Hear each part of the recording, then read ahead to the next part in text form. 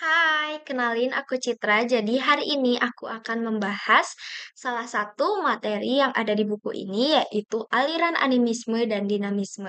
Apa aja sih? Yuk kita bahas. Jadi, animisme dan dinamisme adalah dua konsep kepercayaan yang telah lama berakar dalam budaya masyarakat Indonesia. Memahami asal-usul, prinsip, dan praktik kedua konsep ini memberikan wawasan berharga tentang aspek spiritual dan kosmologis dalam kehidupan tradisional Indonesia. Nah, ada juga definisi dari animisme dan dinamisme.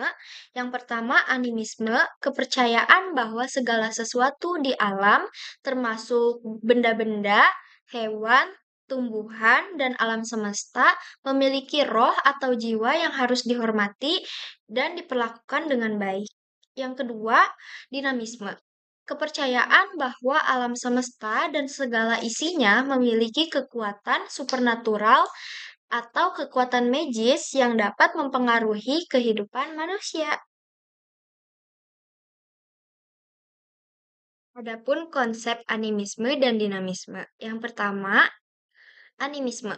Dalam animisme, manusia percaya bahwa segala sesuatu di alam semesta memiliki roh atau jiwa yang harus dihormati. Nah, roh-roh ini dapat mempengaruhi kehidupan manusia, sehingga perlu dilakukan ritual dan sesajen untuk menjaga hubungan eh, hubungan-hubungan baik dengan mereka. Yang kedua ada dinamisme. Dinamisme meyakini adanya kekuatan supernatural atau magis yang ada di alam semesta yang dapat dimanfaatkan untuk tujuan tertentu seperti pengobatan, perlindungan, atau mendatangkan keberuntungan.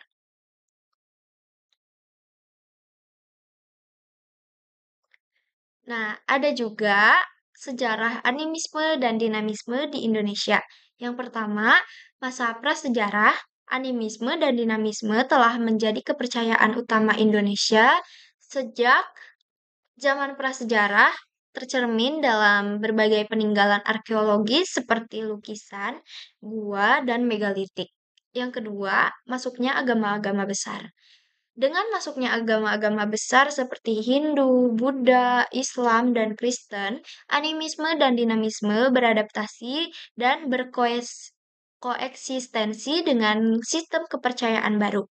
Yang ketiga, masa kini. Meski terjadi pergeseran, animisme dan dinamisme masih dapat ditemukan dalam kehidupan masyarakat Indonesia, terutama di daerah pedesaan dan komunitas adat.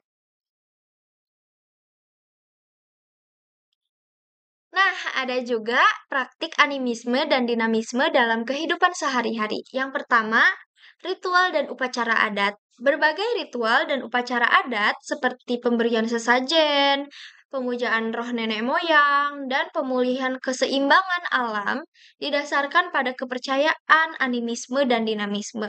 Yang kedua, pengobatan tradisional. Pengobatan tradisional di Indonesia seperti penggunaan ramuan herbal dan ritual penyembuhan seringkali dipengaruhi oleh kepercayaan akan kekuatan supranatural dan roh. Yang ketiga, pemanfaatan benda pusaka.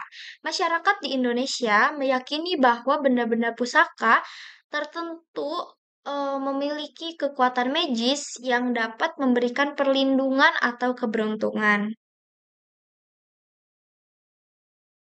Juga ada pengaruh animisme dan dinamisme pada budaya dan tradisi, yaitu yang pertama pertanian. Praktik pertanian tradisional seperti pemilihan waktu tanam dipengaruhi oleh kepercayaan akan roh-roh penjaga alam dan kekuatan magis. Yang kedua, seni kerajinan.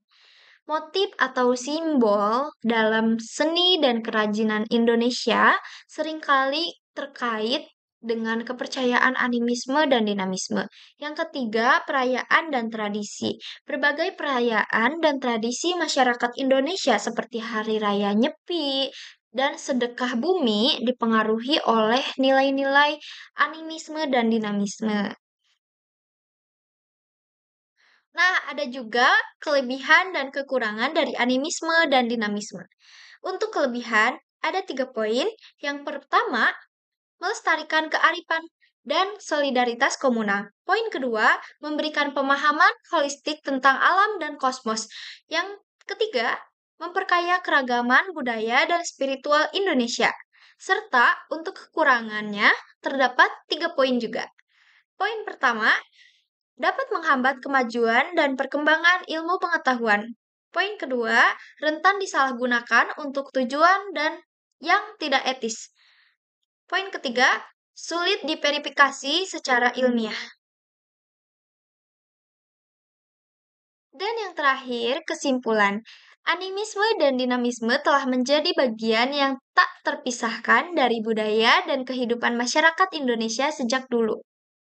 Meski menghadapi tantangan modernisasi, kedua konsep ini tetap memainkan peran penting dalam menjaga keseimbangan alam, solidaritas komunal, dan keragaman spiritual Indonesia. Sekian yang dapat saya sampaikan. Semoga dapat bermanfaat bagi kita semua. Mohon maaf apabila ada kesalahan dalam penyampaian. Terima kasih.